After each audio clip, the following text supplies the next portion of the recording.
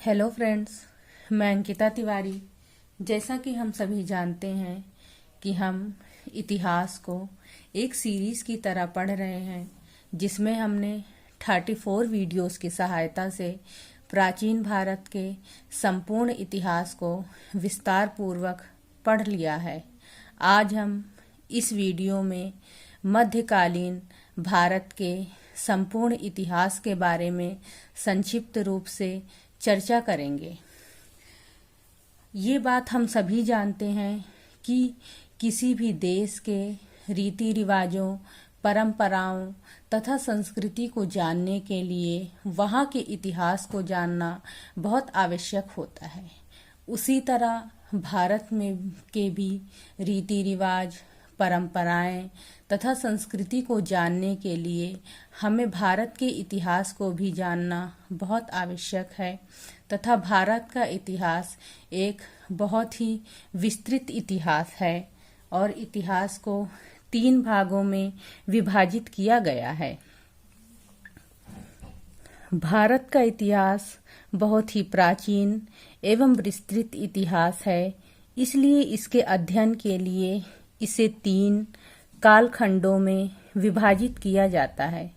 सबसे पहले है भारत का प्राचीन इतिहास। जैसे कि मैंने अभी आपको बताया कि भारत के प्राचीन इतिहास को हम 34 वीडियोस की सहायता से विस्तार पूर्वक पढ़ चुके हैं। फिर है भारत का मध्यकालीन इतिहास, जिसके बारे में हम इस वीडियो में आज चर्चा करेंगे। फिर है आधुनिक भारत का इतिहास, जिसके बारे में हम पढ़ेंगे। भारत का मध्यकालीन इतिहास।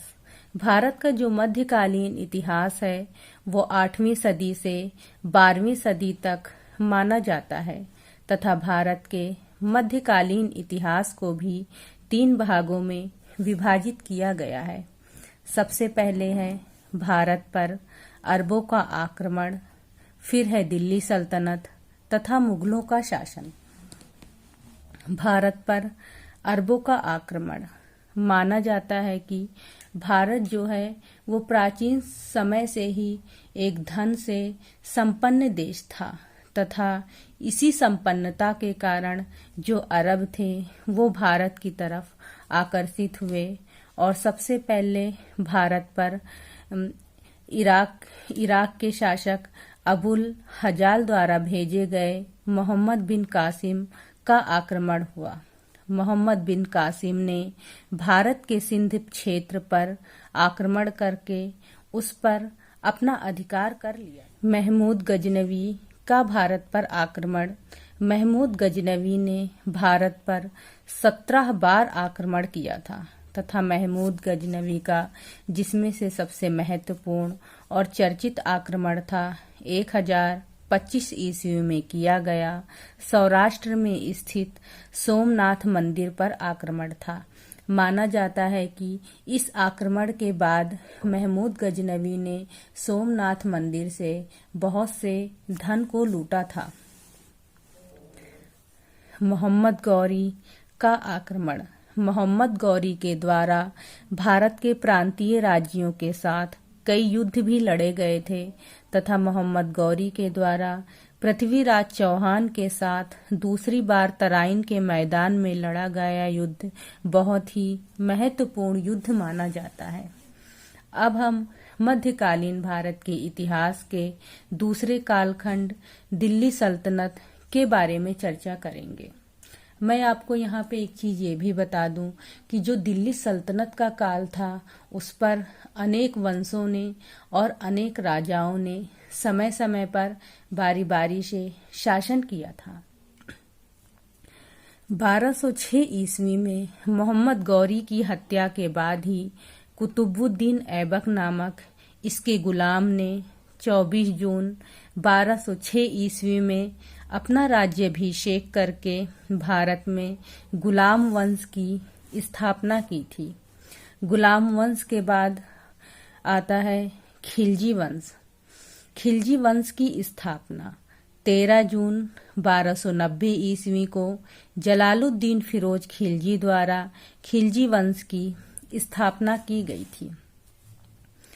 तुगलक वंश की स्थापना वजीर खुसरो खां द्वारा तुगलक वंश की स्थापना की गई थी।